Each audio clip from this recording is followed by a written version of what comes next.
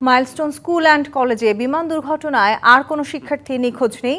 তবে কারো সন্তান নিখোঁজ থাকলে স্কুলে জানানোর অনুরোধ জানিয়েছে কর্তৃপক্ষ। আর রবিবার পর্যন্ত একাডেমিক কার্যক্রম বন্ধের কথা জানিয়েছেন স্কুলটির প্রভাষক সাইফুল ইসলাম। বিমান দুর্ঘটনার তৃতীয় দিনেও শিক্ষার্থী অভিভাবকরা ভিড় করছেন ক্যাম্পাসের সামনে। শিক্ষার্থীরা এখনও মানসিক ট্রমার মধ্যে থাকায় দ্রুত স্কুল না খোলার আহ্বান অভিভাবকদের। মাইলস্টোন ট্র্যাজেডি, শোকে স্তব্ধ শিক্ষার্থী, অভিভাবক সহ সারা দেশ।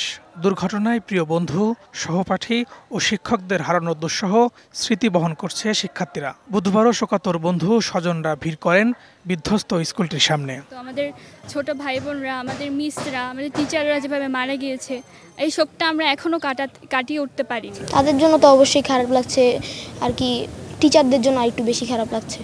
যে প্লেনটা পড়ে গেল, কত মানুষ আমার চোখের সামনে মারা গেল। বাইরে থেকে দেখি সব লোক বাইরে আসতেছিল পালায়, মানে এদিকে দৌড়াদৌড়ি ছুটাছুটি শুরু করছে। দেখে তো আমি ভয় পেয়ে গিয়েছিলাম কি হয়েছে। বাংলাদেশের প্রথম 5D AI ইনভার্টার যুক্ত সর্বোচ্চ বিদ্যুৎ সাশ্রয়ী যমুনা এয়ার কন্ডিশন। পরে শুনি যে ওখানে বিমান দুর্ঘটনা ঘটেছে। স্কুলের প্রধান ফটক বন্ধ, শিক্ষক ছাড়া কাউকে ভিতরে প্রবেশ করতে দেয়া হয়নি। সতর্ক পাহারায় আইন শৃঙ্খলা বাহিনী।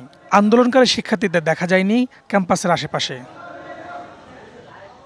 অভিভাবকেরা জানান, শুধু শিক্ষার্থী নয়, তারাও বের হতে পারছেন না মানসিক ট্রমা থেকে। এগুলো তো সবই আমাদেরই বাচ্চা, এগুলো সহ্য করার মতো তো না। আমরা ঘুমাতে পারি না। যখন বাচ্চাদের কথাগুলো শুনি, বাচ্চাদের ছবিগুলো দেখি, আমাদের কিছুই মনে হয় না, আমরা খেতে পারতেছি না।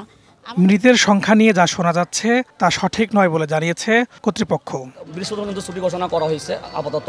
এরপর রোববার থেকে ক্লাস শুরু হবে কিনা এটা নিয়ে ডিক্লার নাই, বাট প্রথম অ্যানাউন্সমেন্টে রবিবার পর্যন্ত আমাদের সকল শ্রেণী পরীক্ষা কার্যক্রম বন্ধ আছে আপাতত।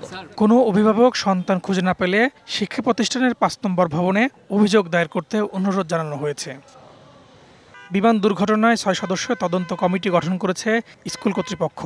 আগামী 3 কর্মদিবসের মধ্যে প্রতিবেদন জমা দিতে বলা হয়েছে। Farhaduzzaman, DBC news, Dhaka.